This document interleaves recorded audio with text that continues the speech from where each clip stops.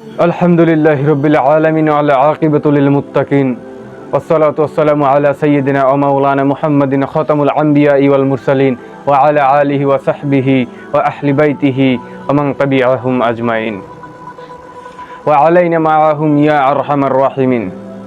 সম্মানিত উপস্থিতি, আজকে আপনাদের সামনে কিয়ামতের আলামত নিয়ে একটু আলোচনা করব। রাসূল পাক সাল্লাল্লাহু আলাইহি ওয়াসাল্লাম বলেছেন, কিয়ামত আসার পূর্বে তোমাদের কাছে কিছু নিদর্শন আসবে। সেই নিদর্শনগুলোকে আল্লাহর যে এই দুনিয়াবি খলিফারা যারা এই ওলামা ইকরাম আছেন তারা দুইভাবে ভাগ করেছেন।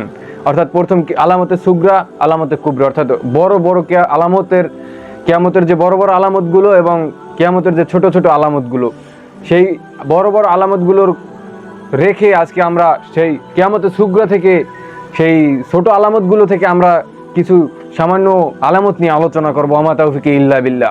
আল্লাহ রাব্বুল আলামিন এই পৃথিবী যখন সৃষ্টি করেছেন তখনই তিনি এই পৃথিবীর আবার ধ্বংসের দিন তারিখ ঠিক করে রেখেছেন। কিয়ামত কবে হবে, কিয়ামত কবে এই পৃথিবীতে সংগঠিত হবে, এই পৃথিবীর কেউ জানে না, নবী রাসূলগণও জানে না, শুধুমাত্র আল্লাহ রাব্বুল আলামিন এই বিষয়ে একমাত্র জ্ঞান রাখেন। কিয়ামত কবে হবে সে বিষয়ে আল্লাহ রাব্বুল আলামিন তার রাসূলকে সাধারণ কিছু নিদর্শন বলে দিয়েছেন, যেগুলো তিনি তার উম্মতকে জানিয়ে দিয়েছেন। রাসূল পাক সাল্লাল্লাহু আলাইহি ওয়াসাল্লাম যে নিদর্শনগুলো আমাদের বলে গেছেন, তার মধ্যে আমরা কিছু সামান্য নিদর্শন আজকে আপনাদের সামনে পেশ করার চেষ্টা করব। তো সম্মানিত উপস্থিতি, আমরা আজকে যে আলামতের সুগরাগুলোর মধ্যে থেকে যে আলামতগুলো, 5টা আলামত বেছে নিয়েছি, সেইগুলো আপনাদের সামনে বলবো। তার মধ্যে সর্বপ্রথম যে আলামতের সুগরা বা ছোট আলামতটা আমরা আপনাদের সামনে বলতে চাচ্ছি, যে এই আলামতগুলো প্রকাশ পাওয়ার পরে এই পৃথিবীতে দাজ্জালের আগমন হবে, সেই সময়টার কথা বলছি। অর্থাৎ যেই আলোচনার মূল যে বিষয়টা হলো যে কিয়ামতের এই যে বড় বড় আলামতগুলো, তার আগে যে আলামতগুলো প্রকাশ পাবে সেই আলামতগুলো, তার ভিতর থেকে 5টা আলামত আপনাদের সামনে বলার চেষ্টা করব। আমা তাওফিক ইল্লা বিল্লাহ। রাসূল পাক সাল্লাল্লাহু আলাইহি ওয়াসাল্লাম বলেছেন, এই পৃথিবীতে এমন একটা সময় আসবে যখন নারীরা তাদের এই যে পোশাক, এটা নিয়ে উলঙ্গ অবস্থায় বের হবে। অর্থাৎ রাসূল পাক সাল্লাল্লাহু আলাইহি ওয়াসাল্লামের সেই জমানায় এগুলো ছিল না, এখন আমাদের এই জমানায় এগুলো চলে আসবে। এখন এই জমানাটা কখন আসবে তা রাসূল পাক সাল্লাল্লাহু আলাইহি ওয়াসাল্লাম সময় বলে যাননি, তিনি বলে গেছেন কিয়ামতের খুব আগ মুহূর্তে। অর্থাৎ এমন একটা সময় আসবে যখন কিয়ামত খুব সন্নিকটে হবে। আমরা এখন এই রাসূল পাক সাল্লাল্লাহু আলাইহি ওয়াসাল্লামের এই যে বাণী, সেখানে আমরা বুঝতে পারি যে নারীরা যখন তাদের এই পোশাক এবং উলঙ্গ অবস্থায়, এই পোশাক পরা অবস্থায় উলঙ্গ থাকবে, এই যে একটা জামানা, সেই জামানাটা আমরা এখন চলে এসেছি। চারদিকে আমরা যদি নজর দিই, চারদিকে আমরা যদি খেয়াল করি, আমরা দেখতে পাই যে কিছু নারী আছে, অধিকাংশ নারী এখন পোশাক পরেও উলঙ্গ অবস্থায় আছে। ঠিক রাসূল পাক সাল্লাল্লাহু আলাইহি ওয়াসাল্লাম যেমনটা বলেছেন যে কিছু নারী উলঙ্গ অবস্থায় প্রকাশ করবে, অর্থাৎ পোশাক থাকার পরেও। রাসূল পাক সাল্লাল্লাহু আলাইহি ওয়াসাল্লামের এই হাদিসের ব্যাখ্যায় আমরা এই পৃথিবীর যে এখন বর্তমান সময়ের নারীরা দেখতে পাই, তারা এমন পোশাক পরে, এমন ঢাইসের পোশাক পরে যে পোশাকে তাদের অঙ্গ প্রত্যঙ্গ সম্পূর্ণ বোঝা যায়। আবার এমন পাতলা পোশাক পরিধান করে যে এই পোশাকগুলো পরিধান করার পরেও আমরা তাদেরকে খুব সুন্দরভাবে, মানে একটু ভালোভাবে নজর করলে তাদের প্রত্যেকটা অঙ্গ প্রত্যঙ্গ সুন্দরভাবে একটা অনুমান করা যায়। রাসূল পাক সাল্লাল্লাহু আলাইহি ওয়াসাল্লামের এই জমানার কথাই বলেছেন, যেটা কিয়ামতের খুব সন্নিকটের। অর্থাৎ আমরা এই জমানায় এখন চলে এসেছি, আমাদের মধ্যে এই আলামতটা প্রকাশিত হয়ে গেছে। দ্বিতীয় যে আলামতের কথা আমরা বলতে চাচ্ছি, রাসূল পাক সাল্লাল্লাহু আলাইহি ওয়াসাল্লাম বলেছেন যে তাদের রিজিকের ব্যাপারে হালাল হারামের কোনো রকমের তারা মানে হালাল হারামের বিষয়ে তারা কোনো ধার্য ধারণ করবে না। হালাল হারাম তাদের কাছে হবে একটা একেবারে অপ্রয়োজনীয় এবং অবাঞ্ছিত একটা বিষয়, অপরিচিত হবে, যেন অপ্রয়োজনীয় এরকমের একটা বিষয় হবে। ঠিক তেমন একটা জমানায় আমরা কিন্তু আজকে চলে এসেছি।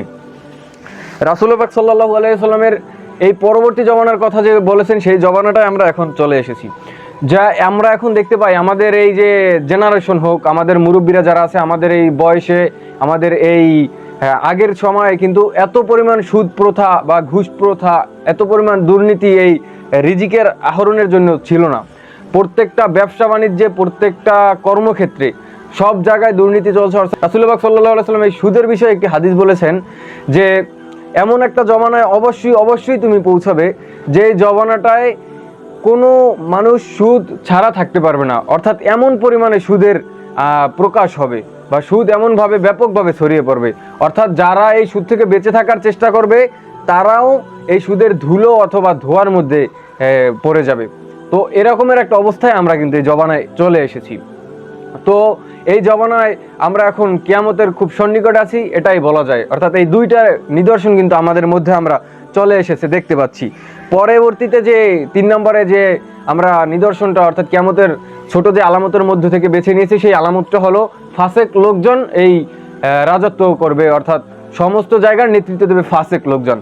আমরা এখন দেখতে পাই আমাদের সেই উপর মহল থেকে নিচ মহল পর্যন্ত সমস্ত জায়গায়, প্রতিটা জায়গায় কিছু কুচরিত্রের অর্থাৎ খারাপ লোকজন, যাদের চরিত্র নাই, যাদের কোনো ইমানের সঠিকতা নাই, যাদের বিষয়ে আল্লাহ রসুলের কোনো ভয় নাই, তারা এখন আমাদের নেতৃত্ব দিচ্ছে। অর্থাৎ তারা মুসলমান, নামাজ পড়ে না ঠিকমতো, 5 ওয়াক্ত নামাজ পড়ে না, তারা রমজান মাসে রোজা রাখে না, সামর্থ্য থাকার পরেও তারা জাকাত দেয় না, তাদের সম্পদের পাহাড় থাকার পরেও কিন্তু তারা এই আল্লাহর রাস্তায় একটা টাকা দেওয়ার মতন মন মানসিকতা রাখেন। অর্থাৎ ফাসেক লোকজন যারা মিথ্যা কথা বলে সব সময়, এই মানুষগুলোই এখন আমাদের জমানার কিন্তু নেতা হয়ে গেছে, আমাদের জমানায় তারাই এখন নেতৃত্ব দিচ্ছে। 4র্থ নম্বরে এইটা যে রাসূলুল্লাহ সাল্লাল্লাহু আলাইহি সাল্লাম বলেছেন, 4র্থ নম্বরে আমরা যেটা বেছে নিয়েছি, হঠাৎ একটা মৃত্যুর যুগ চলে আসবে। অর্থাৎ কিভাবে মরবে, কেন মরবে, কোন কারণে মরবে এটাও হতে পারে যে সে জানবে না, আবার এমন হতে পারে যে অল্প বয়সে মারা যাবে। আমরা জানি না, আল্লাহ পাক ভালো জানেন আর রাসূলুল্লাহ সাল্লাল্লাহু আলাইহি সাল্লাম জানেন।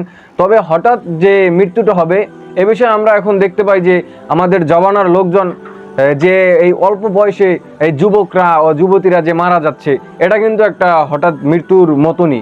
এই গাড়ি অ্যাক্সিডেন্ট হোক বা যে কোনো বিষয় হোক, সামান্য রোগ ব্যাধির দ্বারা তারা মারা যাচ্ছে।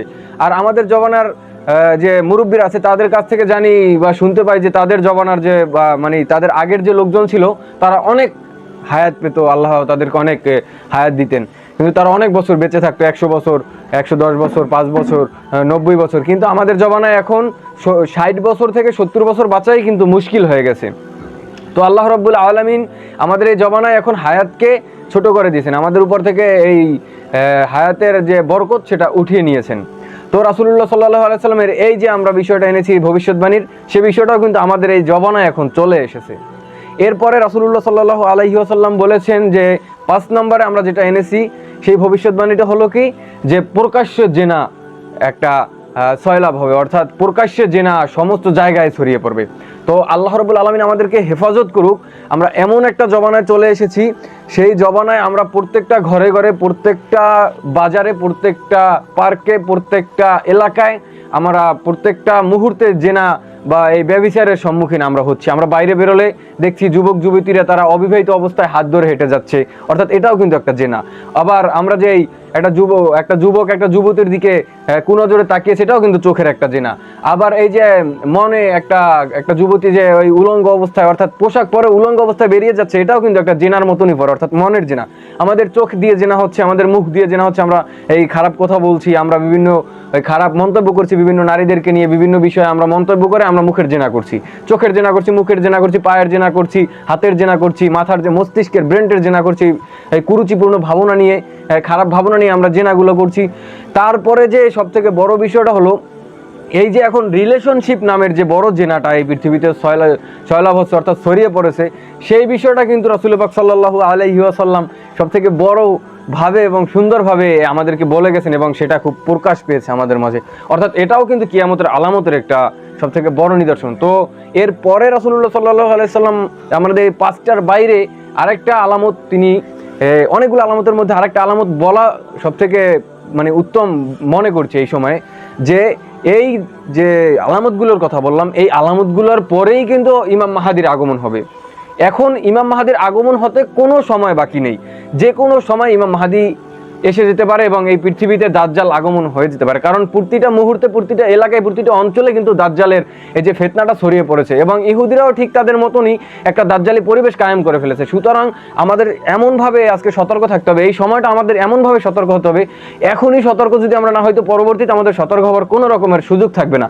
আমরা যদি এখন সতর্ক হই তাহলেই এই পৃথিবীর ইসলামদের, মুসলমানদের, এই জাতির, এই ধর্মের, এই যে আমাদের উম্মার সকলের জন্য আমাদের একটা সুবর্ণ সুযোগ আসবে। আর যদি আমরা এখন আমাদের জীবনকে, আমাদের পথকে, আমাদের পরিবারকে, আমাদের সংসারকে, আমাদের সময়কে আমরা কাজে না লাগিয়ে আমাদের বিভিন্নভাবে এই দাজ্জালি ফিতনার মধ্যে পড়ে যাই, তাহলে আমরা ধ্বংস হয়ে যাব। আল্লাহ আমাদেরকে এই সকল মুসিবত থেকে, আল্লাহ আমাদেরকে এই সকল বালা থেকে, এই দাজ্জালের ফিতনা থেকে, শয়তানের ফিতনা থেকে, এই ইহুদিদের চক্রান্ত থেকে আমাদের মুসলমান উম্মাহকে, আমাদের এই বাংলাদেশকে, আমাদের এই মুসলিম জাতিকে, আমাদের ইসলাম ধর্মকে হেফাজত করুক। ওমা তৌফিক ইল্লা বিল্লাহ। আল্লাহ আমাদেরকে এগুলো থেকে বেঁচে থাকার তৌফিক দান করুক। আমিন।